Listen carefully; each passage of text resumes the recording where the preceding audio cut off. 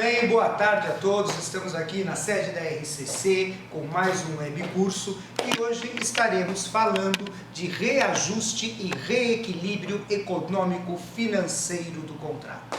Então, primeira coisa, reajuste e reequilíbrio econômico-financeiro do contrato são dois institutos que não se confundem, não é? Então vamos entender cada um deles. O que é reajuste de preços? O reajuste de preços, ele é cláusula contratual, com índice de preços previamente eleito, que após o decurso de tempo previsto em lei, deve ser aplicado.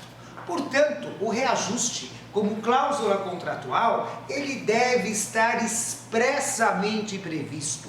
Ele deve estar expressamente previsto lá, por ocasião da instauração do procedimento licitatório, mediante a publicação do edital. Portanto, senhores licitantes, senhores contratados da administração pública, prestem atenção. Vocês só terão direito a reajuste de preços quando este se encontrar expressamente previsto nas condições editalícias das licitações instauradas pelo poder público e, logicamente, referida à cláusula estar repetida, estar colocada no contrato administrativo a ser futuramente celebrado. Mas, e se a administração pública não fizer esta previsão? Se o edital de licitação for omisso, se não existir cláusula de reajuste no contrato? Ora, se o edital de licitação for omisso, se não existir cláusula de reajuste no contrato, o preço ofertado por ocasião do procedimento licitatório é fixo e irreajustável. Portanto, reajuste existe ou não existe? Ah, mas ele não pode ser colocado futuramente mediante termo aditivo? A rigor jurídico, não.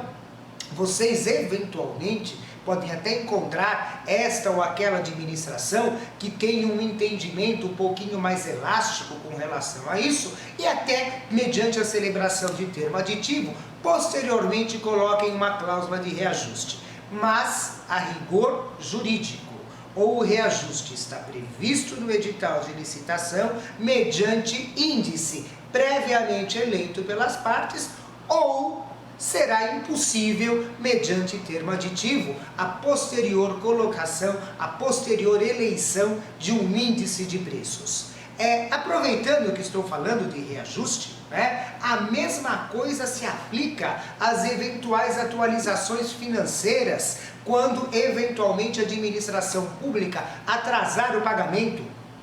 É muito comum o licitante falar o seguinte: ah, mas a administração pública atrasa. Se ela atrasa, eu não tenho direito a uma atualização de pagamento? Claro que tem direito. É só você olhar no artigo 40 da Lei de Licitações, dentre os quais vai constar a obrigatoriedade da administração pública prever a atualização de preço em face do atraso de pagamento. Mas veja, isso somente será possível de você perceber, de você receber administrativamente, se houver expressa previsão. Se não houver expressa previsão, você concordou com as disposições do edital e significa que a eventual atualização de pagamento, assim como o reajuste, não vai existir. Não é? Portanto, tomem cuidado com esse tipo de coisa.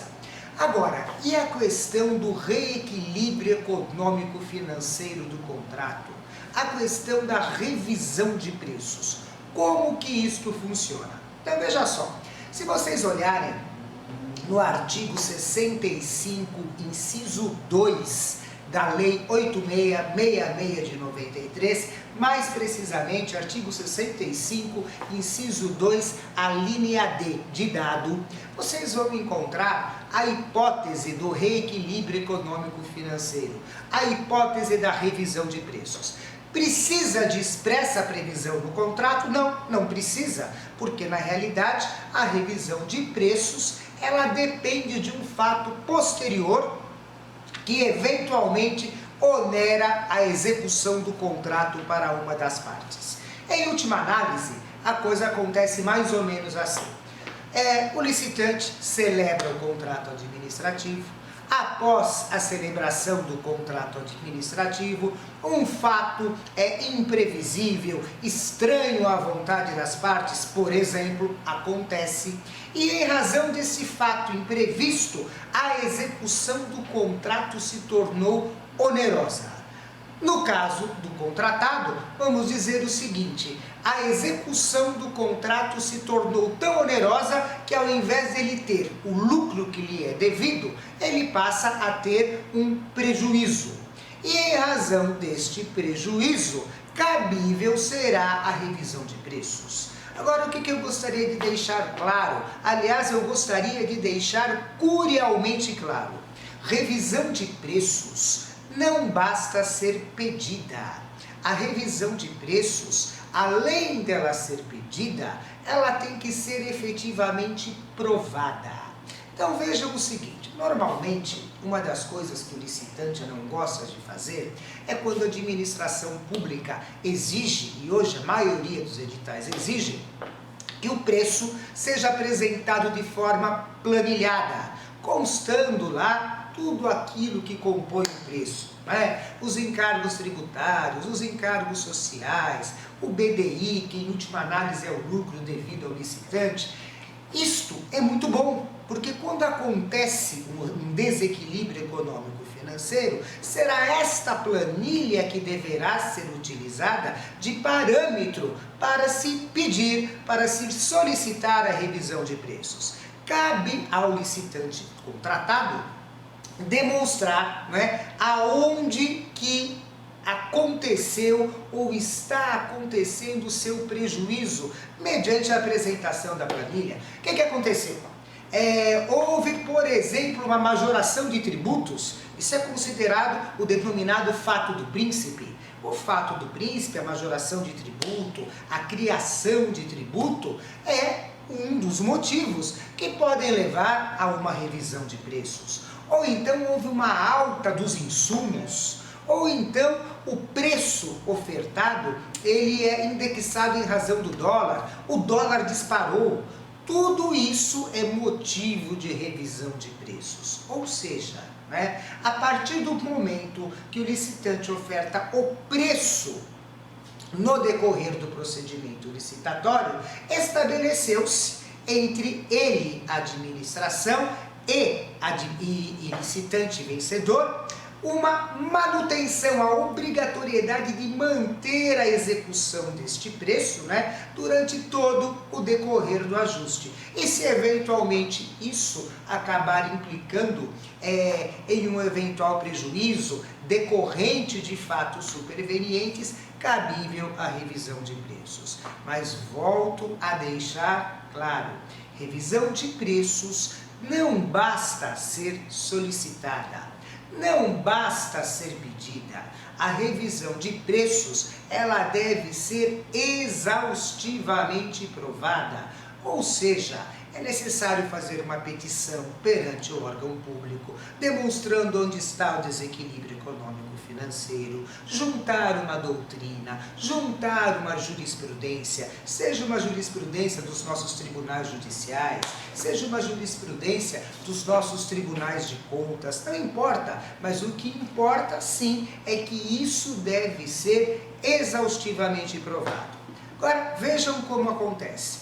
Vamos supor que você, empresa contratada, após um estudo de ordem econômico-financeira, você chega à conclusão que o teu preço está defasado em 10%, vamos pensar assim. Então você pleiteia, junto ao órgão administrativo, uma revisão de preços da ordem de 10%. O órgão público vai também estabelecer um estudo de ordem econômico-financeira, vai fazer um estudo de planilha, vai fazer uma pesquisa de mercado e chegou à seguinte conclusão: realmente o seu preço está defasado, realmente é devido à revisão de preços. Só que no entender do órgão público, 10% é muito. Ele está chegando à conclusão que por 8% aí a mais, você já estaria tendo o lucro que lhe é devido. Você pede 10, o órgão te oferece 8. Lembrem-se do seguinte: o órgão público, para alterar o preço, ele só pode fazer isso com a anuência do contratado. A alteração de preço em razão de revisão de preços, de reequilíbrio econômico-financeiro, está no artigo 65, inciso 2, a linha D, conforme eu já falei. E o inciso 2 é claro, o inciso 2 decorre de uma alteração bilateral. Portanto, ele existe em razão de um acordo das partes. Se você pede 10, a administração pública te oferece, por exemplo, 8, vocês vão ter que chegar a um acordo com relação a isso. A administração pública não vai poder impor os 8%. Talvez nem tanto para um, nem tanto para outro. Vamos ficar com 9, por exemplo? Perfeito. Mas o que eu quero deixar claro? A administração pública unilateralmente não pode impor o preço ao particular contratado. A revisão de preços, ela é decorrente de um acordo entre as partes. Uma outra coisa que também é importante falar, e agora fazendo uma comparação final entre reajuste de preços e revisão de preços, é a seguinte, e recordando mais uma vez, reajuste de preços tem que estar previsto no edital e no contrato. Revisão de preços não precisa estar prevista. Por quê? Porque ela decorre de fato superveniente. Reajuste de preços. O reajuste de preços deve ser aplicado após o lapso de tempo previsto em lei, que hoje é após 1 ano. Então, todos aqueles que têm os seus contratos reajustados por índices previamente eleitos, após 1 ano, terão direito ao reajuste de preços. A revisão de preços, em princípio, ela não tem lapso temporal. Por quê? Porque ela decorre de fato superveniente, não é? Então, a partir do momento que aconteceu o evento, e esse evento causou o desequilíbrio econômico e financeiro, cabível será a revisão de preços.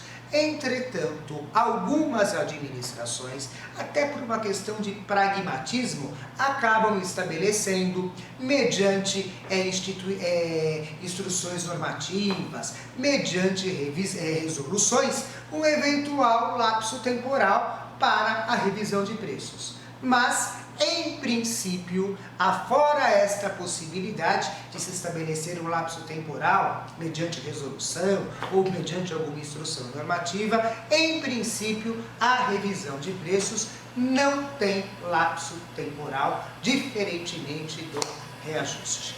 Muito bem, meus amigos, era o que eu tinha para falar. Por hoje, ficamos por aqui e até a próxima semana. Muito obrigado.